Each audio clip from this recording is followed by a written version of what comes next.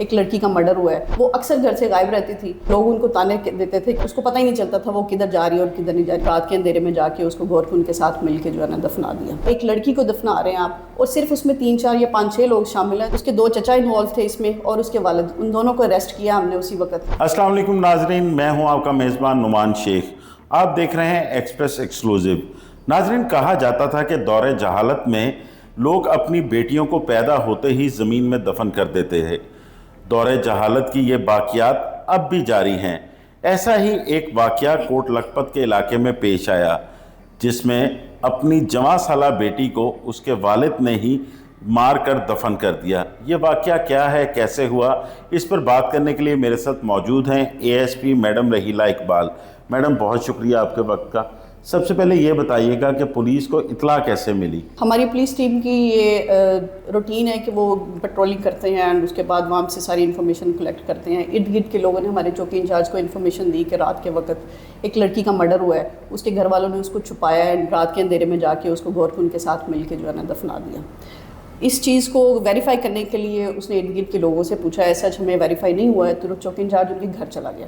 گھر جا کے جب لوگوں سے ویریفائی کیا، اس کے گھر والوں سے پوچھ گچھ کی ہے، تو ان کے جو رویے تھے، ان کے ایٹیٹیوڈ تھے، اس سے اس کو جو ہے نا کچھ مشکوک قسم کی جو ہے نا وائبز آئی ہیں۔ اس نے ان سے پوچھا ہے کہ بتائیں کہ جو ہے نا آپ کی لڑکی کدھر ہے اور اس کے ساتھ کیا ہوا تھا۔ انہوں نے ایسا کوئی سیٹسفیکٹری آنسر نہیں دیے، جس سے اس چیز کا مزید جو ہے نا وہ خدشہ بڑھ گیا کہ شاید اس کے ساتھ کچھ ہوا ہے۔ اس نے جب ڈیٹیل سے ان سے پوچھنے کی کوشش کی ہے تو پتہ چلا ہے کہ اس کے والد اور اس کے 2 چچا جو ہے انہوں نے مل کے اس لڑکی کو مرڈر کر دیا ہے۔ ریزن اس کی یہ تھی کہ وہ لڑکی ذہنی معذور تھی، 15 سالہ جو ہے نا وہ لڑکی تھی اور سدرا اس کا نام ہے۔ وہ اکثر گھر سے غائب رہتی تھی، صرف اس وجہ سے کہ وہ ذہنی معذور تھی اور اس کو پتہ ہی نہیں چلتا تھا وہ کدھر جا رہی ہے اور کدھر نہیں جا رہی۔ اس کی چھوٹی بہن ہے، وہ بھی ذہنی معذور ہے، وہ پوری فیملی اسپیشل کیس ہے۔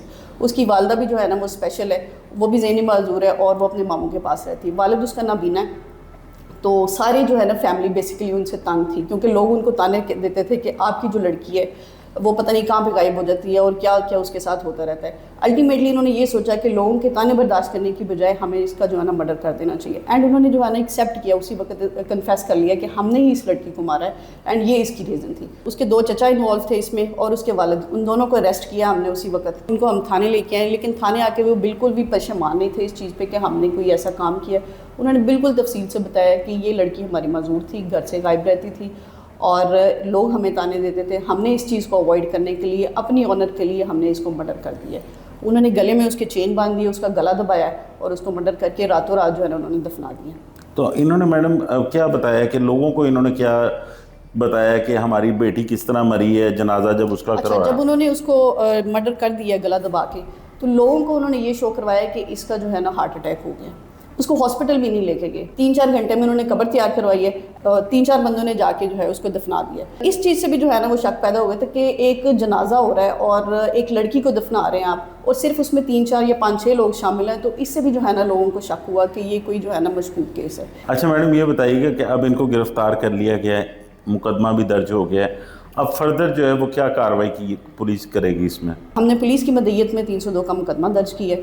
نیکسٹ اس کا پروسیس یہ ہوگا کہ ہم اجازت لے کے میجسٹریٹ سے اس کی ایگزیمیشن کروائیں گے، اس کے بعد فردر پروسیس ہوگا، پوسٹ مارٹم ہوگا اور اس میں جو ہے نا وہ قتل کی وجوہات سامنے آئیں گی۔ جیسے کہ میڈم رحیلہ نے بتایا کہ باپ نے بیٹی کو اس وجہ سے قتل کر دیا کہ وہ باہر جا کر ان کے لیے بدنامی کا باعث بن رہی تھی۔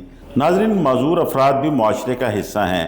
آپ کے گھر میں اگر کوئی معذور بچہ یا فرد موجود ہے تو وہ اللہ کی طرف سے ایک تحفہ ہے، آپ اس کی خدمت کر کے اپنی آخرت کو سنوار سکتے ہیں۔ ہو سکتا ہے وہی بچہ یا وہی شخص آپ کے لیے آخرت میں جنت کا باعث بنے۔ مجھے اجازت دیجیے، ہمارے ساتھ جڑے رہیے، جلد ہی اگلے ایپیسوڈ کے ساتھ آپ کی خدمت میں حاضر ہوں گے۔